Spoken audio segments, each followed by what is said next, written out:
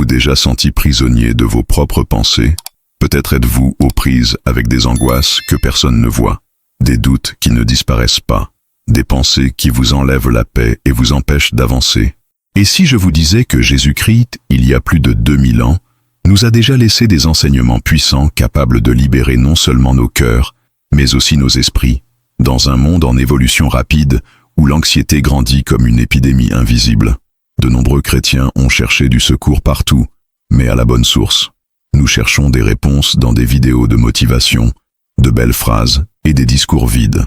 Alors que le véritable pouvoir transformateur réside dans ce que Jésus a déjà dit. La Bible n'est pas seulement un vieux livre.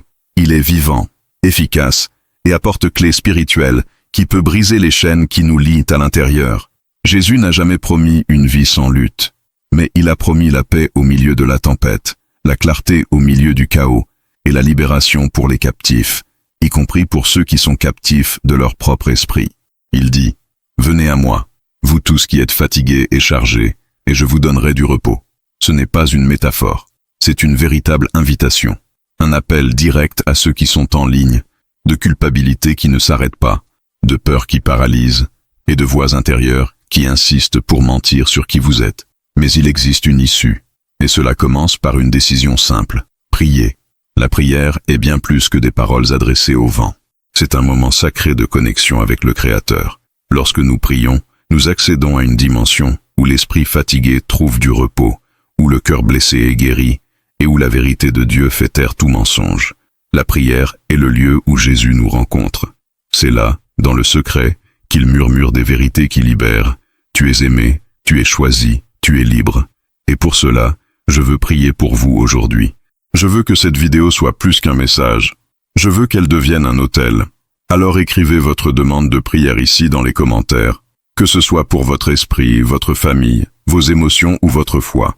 Écrivez avec foi, car nous prierons ensemble, croyant en une action de Dieu sur votre vie.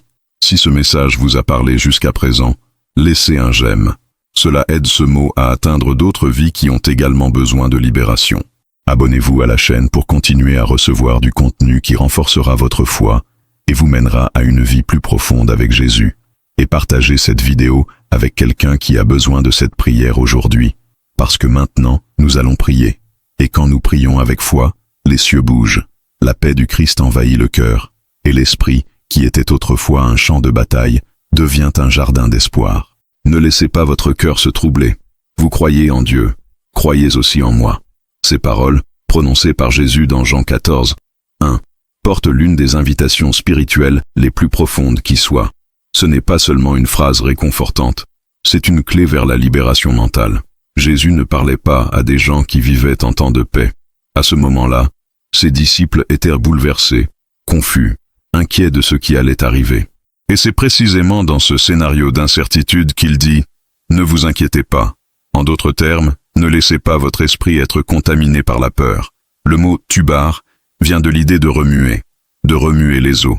Lorsque notre cœur est troublé, notre esprit perd l'équilibre, notre esprit se tord de doute et nous commençons à imaginer le pire. Et si ça ne marche pas? Et si Dieu ne m'écoute pas? Et si je suis seul? L'esprit, lorsqu'il est contaminé par la peur, nous emprisonne dans des scénarios qui n'existent même pas. Mais Jésus le savait. Il va donc droit au but. Vous croyez en Dieu, croyez en moi aussi. Jésus nous enseigne que l'antidote à un esprit agité n'est pas le contrôle des circonstances, mais une confiance totale. Et cette confiance n'est pas aveugle. Elle repose sur une vérité vivante, le caractère immuable de Dieu. Lorsque nous faisons confiance à Dieu, même sans comprendre ce qu'il fait, notre esprit trouve le repos, parce qu'il ne s'agit pas de connaître le chemin, mais de savoir qui mène. Il est curieux de voir comment l'esprit humain, par nature, recherche la sécurité dans l'information, les prédictions et la logique. Nous voulons tout comprendre avant de passer à l'étape suivante. Mais le royaume de Dieu fonctionne de manière opposée. Jésus nous invite à marcher même lorsque nous ne voyons pas le sol, se reposer même quand tout semble s'effondrer.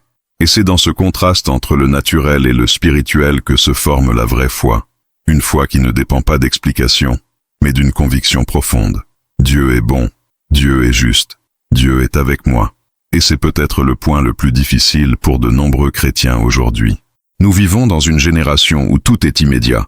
où l'anxiété est devenue une routine et où la foi a été remplacée par la précipitation. Nous voulons des miracles, mais nous ne voulons pas attendre. Nous voulons des réponses, mais nous ne voulons pas faire confiance au silence de Dieu. Et c'est dans ce contexte que l'esprit devient le champ de bataille. Les pensées viennent comme des flèches, les doutes s'accumulent comme des nuages sombres, et la paix s'en va.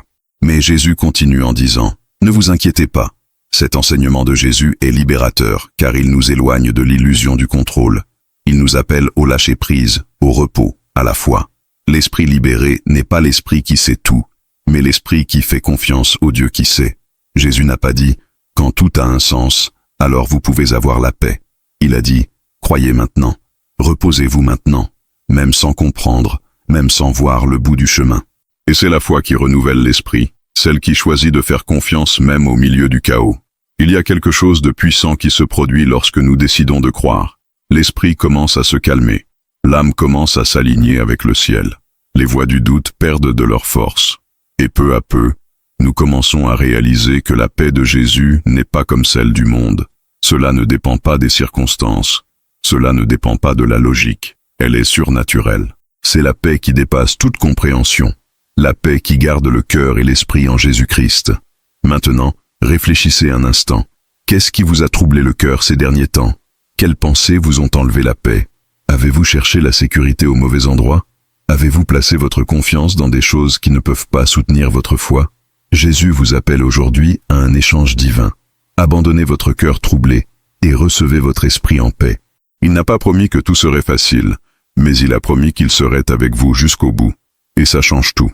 Si ce mot vous a parlé d'une manière ou d'une autre, écrivez dans les commentaires « Jésus, calme mon esprit » ou juste « Je crois ». C'est peut-être une simple phrase, mais elle a du pouvoir. Partagez également ce qui a troublé votre cœur. Nous voulons prier avec vous. Et si vous connaissez quelqu'un qui vit une guerre mentale, envoyez-lui cette vidéo. La paix du Christ peut vous atteindre aujourd'hui par une simple décision, croire. Et si, après avoir essayé de tout contrôler, chercher des réponses partout, affronter la pression du monde moderne et les attentes étouffantes d'une vie parfaite sur les réseaux sociaux, vous entendiez une invitation qui disait « Venez à moi, vous tous qui travaillez et êtes lourdement chargés, et je vous donnerai du repos. » Cette phrase de Jésus, enregistrée dans Matthieu 11, 28, n'est pas un soulagement poétique. C'est un appel pratique et direct à l'esprit épuisé, au cœur épuisé, à celui qui vit dans un état d'alerte constant, essayant de paraître fort tout en s'effondrant intérieurement. Il y a quelque chose dans la fatigue de l'âme qu'aucun sommeil ne peut guérir, parce que ce n'est pas le corps qui demande du repos, c'est l'esprit. Ce sont les soucis répétitifs, les pensées qui s'emballent, le sentiment constant d'insuffisance. C'est cette voix qui exige de vous que vous soyez productif tout le temps, qui vous dit que vous devez prouver quelque chose, que vous devez être quelqu'un.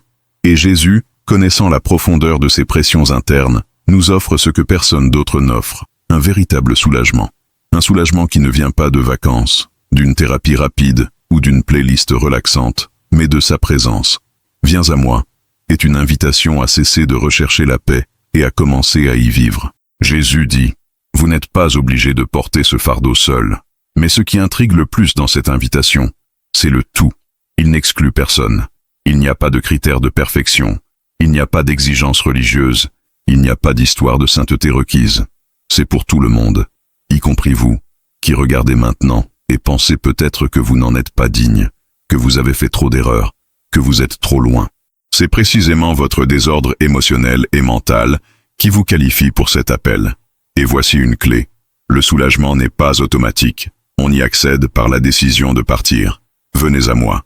Aller à Jésus, c'est plus que fréquenter un temple, c'est plus que ouvrir la Bible une fois par semaine. Aller vers lui est un mouvement de l'âme, c'est une étape d'abandon. C'est dire sincèrement, Jésus, je ne peux plus le faire seul. Et c'est dans ce lieu d'abandon que l'esprit commence à s'apaiser. Parce que le vrai repos ne réside pas dans l'absence de tâches, mais dans la certitude d'être soutenu par quelqu'un de plus grand que vos défis. Pensez au nombre de fois où vous vous êtes senti dépassé par des attentes qui n'étaient même pas les vôtres. La pression d'être un parent parfait, la peur constante d'échouer professionnellement. Le besoin de paraître spirituellement fort, alors qu'en réalité, vous vouliez juste être tenu. C'est dans ce contexte que l'invitation de Jésus devient encore plus pertinente, parce qu'il ne vous appelle pas dans un système. Il vous appelle à lui-même. Il ne vous propose pas de technique. il vous offre sa présence. Et le plus puissant, c'est que cette invitation n'a pas de date d'expiration. Jésus n'a pas dit « Viens quand tu es prêt » ou « Viens si tu en es digne ». Il a dit « Viens, maintenant, juste comme vous êtes, fatigué, confus, embarrassé, découragé. Viens, parce que le soulagement qu'il offre ne dépend pas de votre performance, mais de sa grâce. Et c'est peut-être la libération dont votre esprit a besoin aujourd'hui. Libérez-vous de l'idée que vous devez vous réparer, et ensuite vous rapprocher de Dieu. Alors qu'en fait, c'est en vous approchant de lui que vous serez restaurés. Le repos que Jésus promet est un repos qui commence dans l'esprit. Elle soulage les pensées lourdes, les cycles d'auto-sabotage, les doutes paralysants.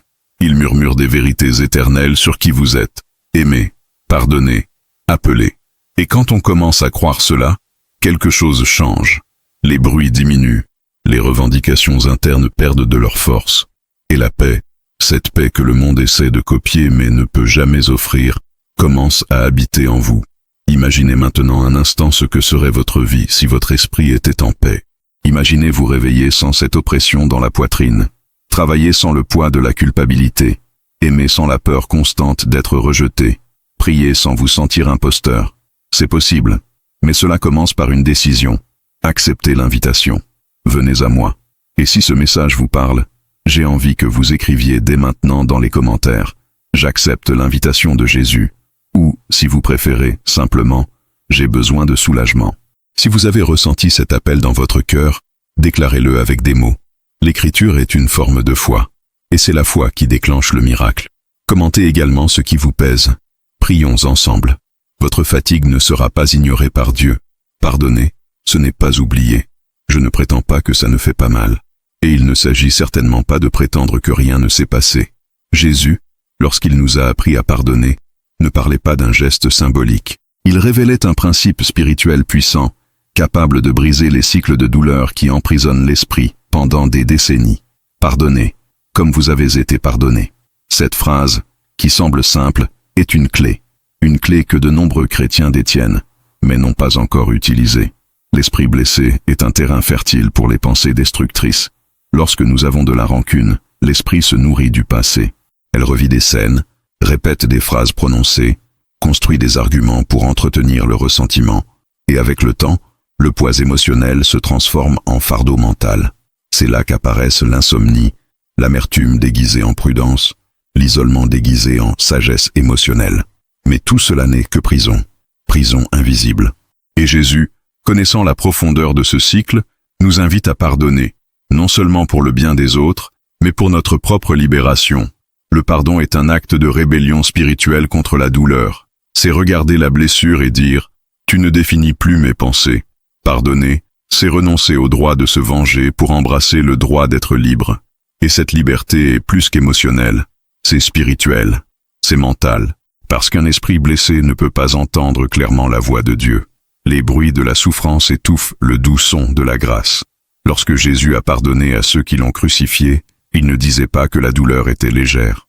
Il démontrait que l'amour est plus fort que la douleur. Et si lui, même s'il a été blessé, rejeté, trahi, a pu accorder le pardon, nous, en tant que ses disciples, le pouvons aussi. Pas parce que c'est facile, mais parce que c'est nécessaire. De nombreuses guérisons émotionnelles que les gens espèrent à travers de longues prières ou des campagnes intenses sont en réalité freinées par le manque de pardon. L'esprit n'est libéré que lorsque l'âme se libère du passé. Le pardon est la clé qui permet de débloquer les traumatismes mentaux. Et aussi contradictoire que cela puisse paraître, la première étape pour se sentir libre est souvent de laisser l'autre personne libre de la culpabilité, du poids que l'on porte seul. Si vous pensez que ce sujet est fait pour vous, écrivez ici dans les commentaires « Aujourd'hui, je décide de pardonner » ou juste « Seigneur, aide-moi à pardonner ». Cela peut paraître petit, mais c'est un pas vers la liberté mentale promise par Jésus. Nous vivons à une époque où l'information circule plus vite que la vérité, où les opinions se déguisent en faits et où les mensonges sont tellement répétés qu'ils commencent à paraître réels. Dans ce scénario de confusion mentale et de relativisme, Jésus lâche une bombe spirituelle « Et vous connaîtrez la vérité, et la vérité vous affranchira ». Jean 8, 32. Mais cette vérité n'est pas une idée, c'est une personne, c'est lui-même. Jésus est la vérité qui révèle qui est Dieu, mais aussi qui nous sommes. Et cette révélation a le pouvoir de libérer l'esprit des mensonges que le monde et l'ennemi tentent de semer depuis l'enfance. Tu n'es pas assez. Tu ne changeras jamais. Dieu ne vous écoute pas. Combien de fois ces phrases vous ont-elles murmuré dans l'esprit et vous ont semblé être des vérités absolues?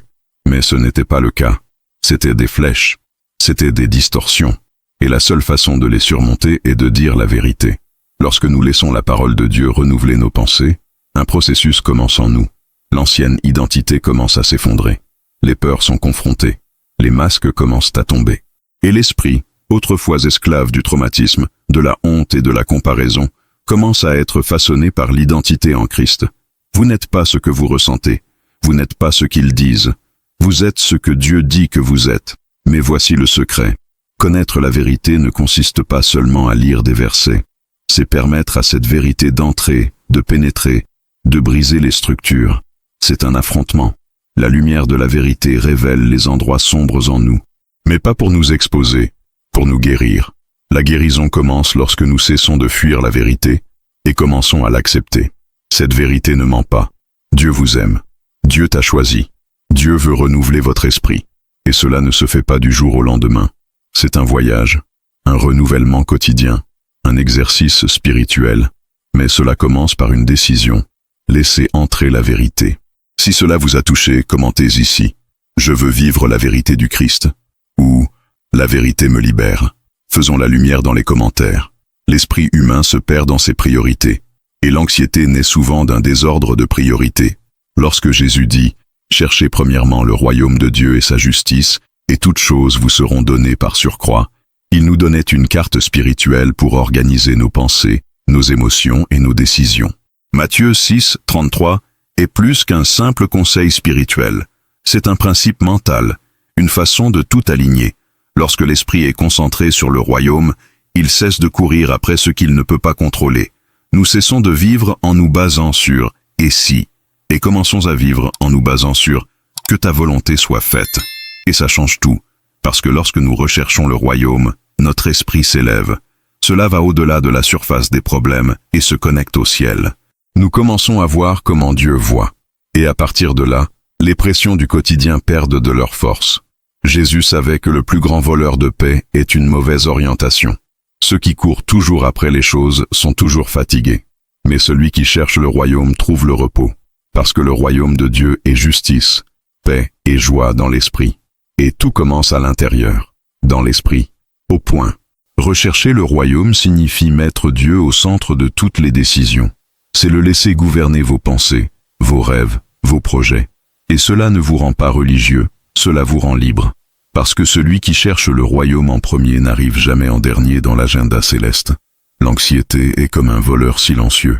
Il entre lentement, s'installe sans être remarqué, et avant que nous nous en rendions compte, il contrôle nos pensées, dicte notre humeur et affaiblit notre foi.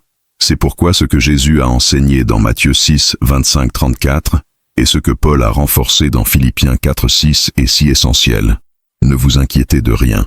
Mais comment est-ce possible dans un monde qui nous pousse constamment à vivre demain, exige de nous des résultats, nous compare aux autres et nous met sous pression avec l'incertitude? La réponse n'est pas d'éviter les problèmes. Il s'agit de transférer le poids. Lorsque Jésus nous dit de ne pas nous inquiéter, il ne nous appelait pas à ignorer la réalité. Il nous appelait à la confiance. L'anxiété est alimentée par un esprit qui essaie de tout résoudre par lui-même.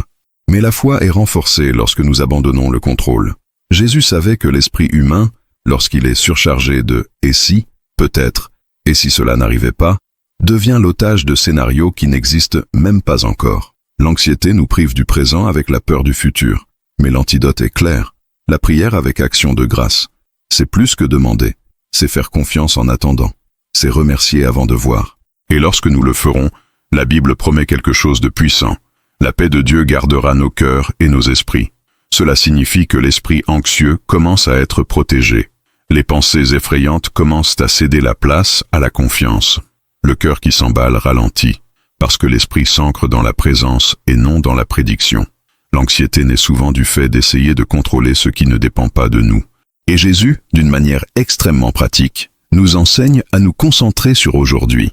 Chaque jour suffit à son propre mal. Il dit « Vivez dans le présent. J'adore le maintenant. Faites confiance maintenant, parce que demain n'est pas entre vos mains, mais il est entièrement entre ses mains. Si vous avez été confronté à des jours d'anxiété, à des nuits blanches et à des pensées qui s'emballent, sachez que vous n'êtes pas seul. Mais sachez aussi que cela ne doit pas nécessairement être permanent. La foi active est celle qui lève les mains même lorsqu'elles tremblent, qui prie même sans parole, qui choisit de croire même avec les larmes aux yeux. Et c'est cette foi qui fait bouger les cieux et guérit les esprits. Cette déclaration de Jésus, enregistrée dans Matthieu 16, 25, est l'une des plus conflictuelles de l'Évangile. Celui qui veut sauver sa vie la perdra, mais celui qui perdra sa vie à cause de moi la retrouvera. C'est un paradoxe qui cache une vérité libératrice. La plus grande prison de l'esprit est l'ego, et le chemin vers la paix commence par le renoncement. Tant que nous essaierons de sauver notre image, de garder le contrôle, de prouver notre valeur, notre esprit continuera à être en guerre. L'ego est rusé. Cela se déguise en confiance en soi, mais en réalité, c'est de la peur. Peur de paraître faible, peur d'être oublié, peur de ne pas être assez. L'ego exige des applaudissements, de la reconnaissance, de la sécurité. Mais Jésus nous appelle au contraire. Il nous invite à perdre, abandonner, à livrer. Et ce n'est pas une défaite, c'est la libération. Lorsque nous abandonnons l'ego, l'esprit respire. Parce qu'on arrête de rivaliser, de comparer, de vouloir avoir raison. Et nous avons commencé à vivre à la légère. Le vide que propose Jésus n'est pas pour nous humilier, mais pour nous guérir. Il sait qu'un ego blessé engendre de la fierté, de la souffrance, de la peur et, surtout, un esprit agité. Mais lorsque nous décidons de perdre notre vie pour l'amour de lui, c'est-à-dire de cesser de vivre pour nous-mêmes, nous trouvons une nouvelle vie, et avec lui, un nouvel esprit. L'esprit qui s'abandonne est l'esprit qui se repose, parce que vous n'avez plus besoin de prouver quoi que ce soit. Vous n'avez plus besoin de tout contrôler. Vous n'avez plus besoin de porter le monde sur votre dos. Elle vit juste pour plaire à Dieu. Et ça suffit. C'est la pensée du Christ. Et cet esprit est à votre disposition. Lorsque Jésus a prié à Gethsémani et a dit « Père, si c'est possible, que cette coupe s'éloigne de moi. Cependant, non pas comme je veux, mais comme tu veux. » Il nous a montré le chemin vers une véritable tranquillité d'esprit, s'abandonner à la volonté de Dieu. Ce n'est pas facile, ce n'est pas toujours rapide, mais c'est le seul moyen sûr, parce que l'esprit ne trouve le repos que lorsqu'il cesse de résister au plan divin. Une grande partie de l'angoisse que nous ressentons vient d'une bataille silencieuse entre ce que nous voulons et ce dont Dieu sait que nous avons besoin. Nous luttons contre des directions que nous ne comprenons pas, nous sommes impatients de recevoir des réponses qui ne viennent pas et nous résistons à des processus qui semblent trop douloureux. Mais Jésus, au moment le plus pénible de sa vie, a fait le contraire. Il a livré. Et ce faisant, il nous a appris que la véritable force mentale réside dans la soumission. La soumission n'est pas une faiblesse. C'est du courage. Courage de dire « Mon Dieu, je ne comprends pas, mais j'ai confiance ». Courage d'abandonner vos propres projets pour quelque chose de plus grand. Courage pour accepter que la volonté de Dieu, même lorsqu'elle se présente à nous, est toujours bonne, parfaite et agréable. Et quand l'esprit accepte cela, il trouve la paix. Parce que tu arrêtes de combattre l'incontrôlable. Un esprit abandonné est un esprit en paix. Elle n'est pas passive, mais elle est sensible. Elle n'est pas accommodante, mais elle est obéissante. Et ça change tout. Parce qu'au lieu de demander « pourquoi ?», elle commence à demander « pourquoi faire ?» Et ce changement de perspective renouvelle tout. La foi, l'espérance, la direction. Lorsque nous prions comme Jésus, « Que ta volonté soit faite », nous activons la volonté de Dieu en nous. Et ce désir donne toujours vie. Si vous êtes prêt à livrer quelque chose aujourd'hui, commentez ici « Que ta volonté soit faite, Seigneur », ou « Je cède le contrôle ». Et rappelez-vous, lorsque vous lâchez prise, Dieu commence à agir. Jésus, dans le célèbre Sermon sur la montagne, a déclaré « Bienheureux ceux qui ont le cœur pur, car ils verront Dieu ». Et cette phrase, bien que simple, contient une vérité profondément spirituelle. Il existe un lien direct entre un cœur pur et une clarté spirituelle d'esprit. Voir Dieu, ce n'est pas seulement le voir dans des visions ou des manifestations surnaturelles. C'est percevoir sa présence dans la vie de tous les jours. C'est reconnaître sa voix au milieu du chaos mental. C'est sentir sa direction quand tout semble confus. Et cela n'arrive que lorsque le cœur est pur. L'esprit est le miroir du cœur.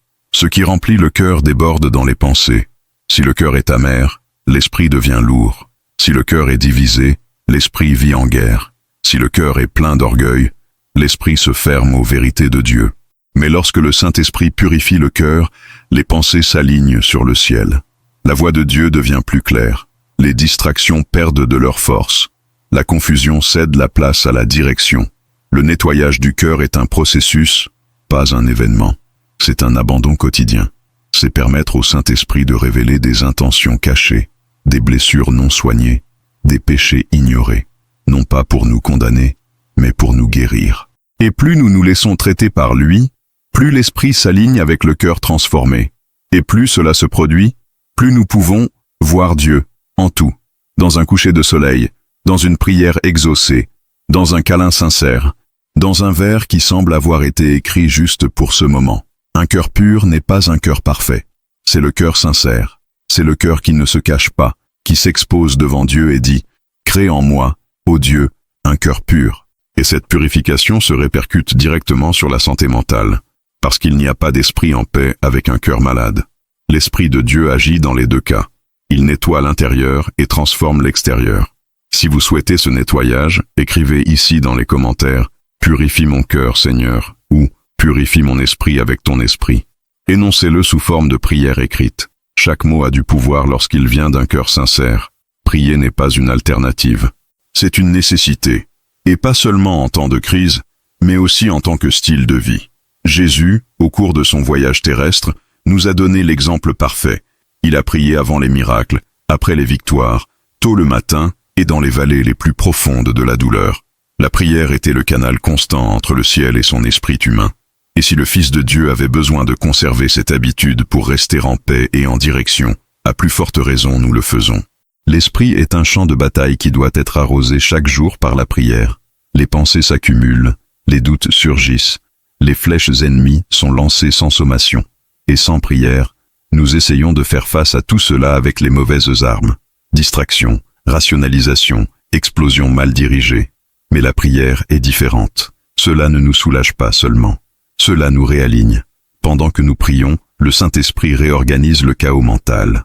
Il enlève ce qui ne vient pas de Dieu, renforce ce qui vient et apporte une paix qui ne peut être expliquée. Persévérer dans la prière. Cette exhortation de Paul nous rappelle que nous n'aurons pas toujours envie de prier. Mais la prière ne dépend pas de l'émotion. Cela dépend de la décision. C'est une habitude spirituelle qui génère la santé mentale. Car plus nous prions, plus nos émotions se calment, plus nos pensées se soumettent, plus notre esprit se fortifie. La prière quotidienne, c'est comme prendre un bain spirituel. Nettoyer ce que la journée a gâché, rafraîchit ce que l'âme a fatigué, et renouveler votre vision de la vie. Il y a des jours où la prière sera intense, pleine de larmes et de paroles. D'autres jours, ce sera un murmure, une pensée, un gémissement. Et tout cela en vaut la peine, parce que Dieu ne répond pas à l'accomplissement de la prière. Il répond au cœur qui se cache derrière lui. Et l'esprit qui prie devient fréquemment un esprit protégé. Un esprit qui, même au milieu de la bataille, reste en paix. Si vous souhaitez créer ou renforcer cette habitude, commentez maintenant. Je choisis de persévérer dans la prière, ou mon esprit a besoin de prière quotidienne. Commentez-le avec foi, et transformez ce choix en un engagement spirituel. Lorsque Jésus a répondu à la question sur le plus grand commandement, il a non seulement dit « Tu aimeras le Seigneur ton Dieu de tout ton cœur et de toute ton âme », mais il a ajouté « Et de toute ta pensée ». C'est plus qu'une extension de l'amour. C'est un appel à diriger la concentration mentale. Aimer Dieu avec votre esprit. C'est mettre vos pensées à son service. C'est choisir délibérément de nourrir l'esprit avec ce qui glorifie Dieu. Nous vivons entourés de stimuli. Réseaux sociaux, séries, musique, conversations, actualités. Et chacune de ces choses façonne nos pensées. L'esprit est comme un champ fertile. Tout ce qu'on y jette pousse. Aimer Dieu avec votre esprit, c'est être intentionnel quant à ce que vous consommez, ce que vous pensez, ce sur quoi vous méditez. Ce n'est pas vivre aliéné, c'est vivre avec discernement. C'est la question suivante. Est-ce que cela rapproche mon esprit de Dieu ou m'éloigne-t-il? Les pensées impures, les pensées de comparaison, d'envie, de colère ou de peur ne sont pas seulement le résultat du hasard. Ils sont alimentés par des choix. Mais lorsque nous aimons Dieu avec notre esprit, nous commençons à affronter ces pensées. Nous commençons à renouveler notre esprit à travers la parole, à penser aux choses d'en haut, à méditer sur ce qui est pur, juste et vrai. Et ça change tout. Un esprit qui aime Dieu n'est pas parfait, mais il est vigilant. Lorsqu'une pensée destructrice survient, elle ne l'accepte pas, elle y résiste. Quand surgit la tentation de nourrir l'orgueil, elle se souvient de la croix. Quand la peur frappe à la porte, elle s'ancre dans la fidélité de Dieu. Et tout cela est amour. L'amour qui s'exprime dans le domaine le plus invisible, mais le plus puissant, celui de l'esprit. Si vous souhaitez expérimenter ce niveau de livraison, écrivez dans les commentaires « Je choisis d'aimer Dieu avec mon esprit » ou « Mes pensées appartiennent au Seigneur ». C'est l'une des formes d'adoration les plus fortes, lui abandonner tout votre esprit. Quand Jésus disait « Ce n'est pas ce qui entre dans la bouche qui souille l'homme, mais ce qui sort de la bouche », il révélait un principe spirituel profond. Nos paroles proviennent des pensées que nous cultivons en secret. Ce que nous disons est le reflet de ce que nous habitons mentalement. L'esprit est l'usine, la bouche est le mégaphone. Et s'il n'y a pas de vigilance sur ce que l'on pense, tôt ou tard, la parole révèle ce dont le cœur est plein. Cette vérité a des implications directes sur notre santé mentale. Parce que tout discours destructeur commence par une pensée incontrôlée. Chaque critique acide, chaque mot amer, chaque jugement hâtif sont nés d'abord dans l'esprit. La bouche ne faisait qu'exposer ce que l'esprit répétait déjà silencieusement. Jésus ne parle donc pas seulement d'étiquette spirituelle. Il nous enseigne comment prendre soin de la racine. Parce que si nous ne traitons pas nos pensées, nous nettoierons toujours la vitre à l'extérieur, tandis qu'à l'intérieur, le poison continue de se produire. Il est donc impossible de contrôler la parole sans contrôler les pensées. Et cela ne signifie pas ne jamais commettre d'erreurs, mais cela signifie vivre en alerte. C'est être conscient que chaque mot a un pouvoir, de vie ou de mort. Et cela, avant de sortir de la bouche, il était nourri de pensées. Un esprit qui n'est pas formé par la parole de Dieu devient un terrain fertile pour les murmures, les commérages, l'autocritique toxique et les explosions émotionnelles. Mais quand on laisse l'esprit se laisser façonner par l'esprit, on apprend à s'arrêter avant de parler, à filtrer, à réorienter. Jésus savait que les mots sont porteurs de vie spirituelle. Lui-même, en tant que Verbe vivant, a utilisé ses paroles pour guérir, libérer, confronter à l'amour. Et il nous appelle à faire de même. Cela commence par des pensées saines, des pensées pleines de foi, de grâce, de compassion, des pensées qui ont été emportées par la vérité, des pensées guéries de l'amertume. Quand l'esprit change, la bouche suit. Et si vous sentez que vous avez besoin de ce genre de transformation, écrivez dans les commentaires « Seigneur, purifie mes pensées et mes paroles » ou « Je veux que ma bouche reflète ton amour ». Un esprit rempli de Dieu produit des paroles qui élèvent, et cela commence par une simple demande d'aide. Jésus a fait l'une des déclarations les plus difficiles à propos de la foi lorsqu'il a déclaré « Si tu as la foi comme un grain de moutarde, tu diras à cette montagne « Déplace-toi d'ici vers là » et elle bougera. Ce n'est pas une question de quantité, mais de qualité. Il s'agit de la foi qui naît dans l'esprit, avant même d'être déclarée par la bouche. Il s'agit d'une conviction silencieuse, presque invisible, qui surgit dans le domaine de l'impossible. L'esprit est le premier endroit où la foi est attaquée. C'est là que surgissent des pensées de doute. Cela n'arrivera jamais. Je n'en suis pas capable. J'ai déjà essayé et ça n'a pas fonctionné. Et plus ces pensées se répètent, plus la foi est étouffée. Mais ce que Jésus nous enseigne, c'est que nous n'avons pas besoin d'une grande foi, mais d'une foi vivante. Une foi de la taille d'une graine, lorsqu'elle est cultivée, peut déplacer des montagnes mentales, émotionnelles et spirituelles. La foi active commence à l'intérieur. C'est une façon différente de penser qui refuse de se laisser contaminer par les voies de la peur. C'est le genre de pensée qui dit « Dieu peut », même quand tout dit non. Et ce genre de foi change l'atmosphère intérieure. Lorsqu'elle naît dans l'esprit, elle affecte le comportement, les mots, la posture. Cela se transforme en une attitude spirituelle. Beaucoup attendent le moment idéal pour croire, mais la vérité est que la vraie foi ne dépend pas de circonstances favorables.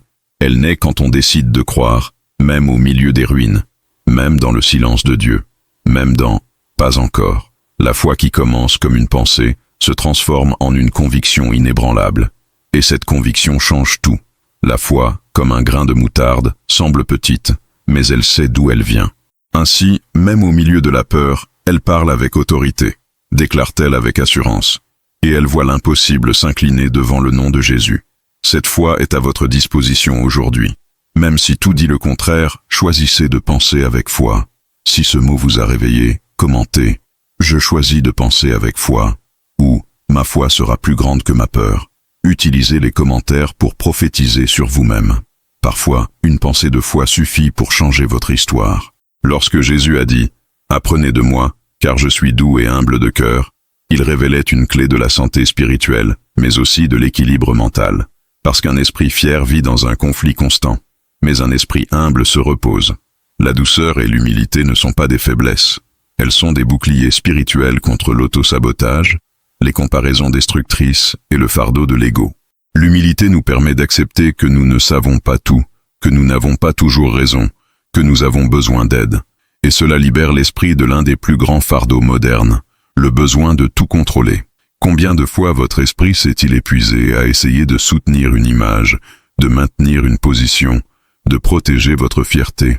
Mais Jésus nous montre une autre voie. Lui, étant Dieu, a choisi d'être un serviteur. Lui, ayant tout le pouvoir, a choisi de se rendre. Lui, étant parfait, a choisi le chemin de l'obéissance. Et ce faisant, il a montré que la vraie grandeur réside dans la descente et non dans la montée. La douceur est le contraire de la réactivité. C'est savoir réagir sans se blesser. C'est écouter sans absorber les offenses. C'est parler avec fermeté, mais avec grâce. Et cela n'est possible que lorsque l'esprit est entraîné à l'humilité. Parce que l'esprit fier est impulsif, sur la défensive, anxieux. L'esprit humble est en sécurité. Elle sait à qui elle fait confiance. Elle sait à qui il appartient. Et ainsi, elle se repose même lorsqu'elle est confrontée. Jésus nous appelle à apprendre de lui. Et cela nécessite une volonté de se vider, arrêter de se battre, de concourir, de prouver. Quand l'humilité entre, la paix s'installe. Parce que nous n'avons plus besoin de gagner les débats, de gagner les discussions, d'obtenir l'approbation. L'esprit trouve l'équilibre parce qu'il trouve un but plus grand que l'ego lui-même. Si vous êtes arrivé jusqu'ici, c'est parce que quelque chose de très spécial s'est produit dans votre cœur pendant cette vidéo. Et nous voulons savoir, comment ce message vous a-t-il parlé? Que vous a révélé le Saint-Esprit? Quel mot vous a confronté, vous a guéri, ou vous a serré dans ses bras au moment précis où vous en aviez le plus besoin? Partagez-nous dans les commentaires en écrivant « J'ai senti la voix de Dieu dans cette vidéo ». Oui, déclarez-le avec foi, car lorsque nous reconnaissons l'action de Dieu dans nos vies, nous lui laissons la possibilité d'agir encore plus. Et si vous le souhaitez, dites-nous également quelle partie vous a le plus marqué. Votre histoire est peut-être exactement ce que quelqu'un a besoin de lire aujourd'hui pour être ému. Si ce contenu vous a rendu plus fort, ne pars pas sans laisser ton like. Cela aide YouTube à comprendre que ce message doit toucher davantage de personnes, et ainsi, vous devenez un membre actif de cette mission visant à apporter la guérison, la foi et la transformation à des milliers de vies. Abonnez-vous à la chaîne et activez la cloche pour ne manquer aucune parole révélée, aucun enseignement qui pourrait être la clé de votre prochaine victoire spirituelle. Ici, à chaque nouvelle vidéo, vous trouverez des vérités bibliques profondes, des réponses que votre âme cherche et des prières qui touchent le ciel. Et avant de partir, regarde l'écran de fin. La prochaine vidéo vous attend déjà avec encore plus de révélations de la parole de Dieu. C'est peut-être exactement ce dont votre cœur a besoin en ce moment. Que le Seigneur bénisse puissamment votre vie, que la paix du Christ règne sur vos pensées, et que vous viviez de plus en plus libre, guidés par les enseignements éternels de Jésus-Christ. À la prochaine vidéo.